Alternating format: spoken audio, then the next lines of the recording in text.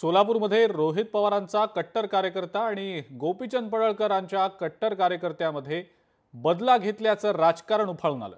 गोपीचंद पडळकरांचा कट्टर समर्थक असलेल्या शरणू हांडे याचं रोहित पवारांचा कार्यकर्ता असलेल्या अमित सुरवसे यांना अपहरण केलं। मात्र सोलापूरच्या पोलिसांनी शिताफीनं अमित सुरवसे याच्यासह त्याच्या साथीदारांना अटक केली। मात्र या सगळ्या मुद्द्यावरनं गोपीचंद पडळकर आणि रोहित पवार यांच्यात पुन्हा एकदा राजकीय घमासान सुरू झालाय।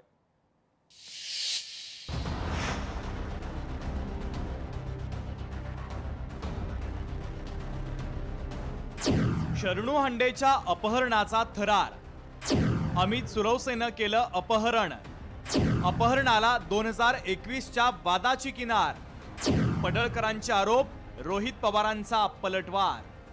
सोलापुरात गोपीचंद पडळकर यांचा कट्टर कार्यकर्ता शरणू हांडे आणि रोहित पवारांचा समर्थक अमित सुरवसे या दोघांमधील वाद आता टोकाला गेलाय।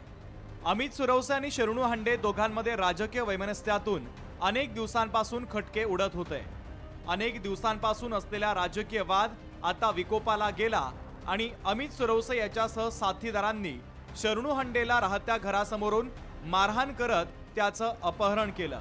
सोलापूर पोलिसांनी पाठलाग करत आरोपींचा कर्नाटकातील झळकी येथून शोध घेत शरणू हांडे आणि या प्रकरणातील मुख्य आरोपी अमित सुरवसे याच्यासह 4 आरोपींना सोलापुरात आणलं। शरणू हांडे मारहाण प्रकरणी आरोपींना 4 दिवसांची पोलीस कोठडी आता सुनावण्यात आली आहे। 2-3 महिने अगोदर हे विक्टिमनी अक्यूजला मारहाण केलं असा एक विषय आता समोर येत आहेत। ते जुनी भांडण जे आहेत ते कारण असण्याच्या शक्यता आहेत, पण आमच्या सखोल चौकशी चालू आहे। आता आमच्याकडे 4 आरोपी आता सध्या ताब्यात आहेत, ते सर्व सोलापूरचे आहेत।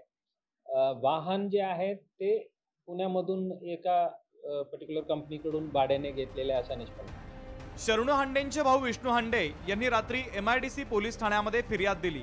या प्रकरणी अमित सुरवसेसह अज्ञात 4 ते 5 जणांवर अपहरणाचा गुन्हा दाखल करण्यात आलाय। तर अमित सुरवसे यांनी रोहित पवार यांना व्हिडिओ कॉल करून मला मारहाण करताना दाखवले असा गंभीर आरोप शरणू हांडेनं केलाय। रोहित दादांना मला व्हिडिओ कॉल करायला लावा ह्या नंबरवर। मग त्या नंबरवर व्हिडिओ कॉल आला।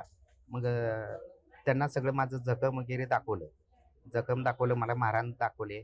मग दाखवल्यानंतर त्याला रोहित पवारनी म्हटले की त्या अमितचे माफी माग। मग मी म्हणलं माफी मी कशाला मागू। तेवढं म्हणल्यानंतर त्याने ह्याला मस्ती आहे, ह्याला काम दाखवा म्हणून फोन कट केला। भाजपचे आमदार गोपीचंद पडळकर यांनी सोलापूरच्या शासकीय रुग्णालयामध्ये शरणू हांडेची भेट घेऊन विचारपूस केली आणि पोलिसांनी मारेकऱ्यांवर कडक कारवाई करण्याची मागणी केली। या प्रकरणात झालेल्या आरोपांवरून रोहित पवार यांनी देखील आता पलटवार केलाय।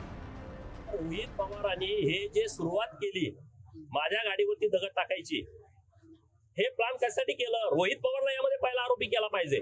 पोलिसांना माझी नम्र विनंती आहे, या सगळ्या विषयाचा मास्टरमाइंड हा रोहित पवार आहे। तेव्हा सत्ता होती त्यांची आणि त्यांना वाटत आमची सत्ता कधीच जाणार नाही।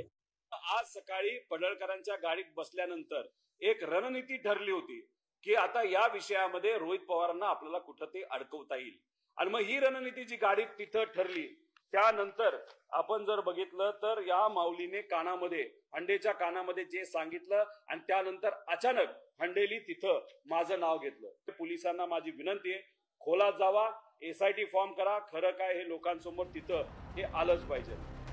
2021 मध्ये गोपीचंद पडळकर यांची सोलापूर शहरात पत्रकार परिषद होती। पडळकरांनी शरद पवारांवर सडकून टीका केली। त्यावेळी राष्ट्रवादी शरद पवार पक्षाच्या अमित सुरवसे यांना पडळकरांच्या गाडीवर दगडफेक केली। याचा बदला म्हणून मे 2025 मध्ये शरणू हांडे यांना अमित सुरवसेला मारहाण करत व्हिडिओ बनवला आणि याच मारहाणीचा आणि अपमानाचा बदला घेण्यासाठी अमित सुरवसे यांना शरणू हांडेचं अपहरण केलं। मात्र पोलिसांनी वेळीच कारवाई करत शरणू हांडेची सुटका करत आरोपींना अटक केली आहे। मात्र या घटनेनंतर गोपीचंद पडळकर आणि रोहित पवार यांच्यातील आरोप प्रत्यारोपांच्या फैरी पुन्हा एकदा सुरू झाल्या। वसीम अतार, लोकशाही मराठी, सोलापूर।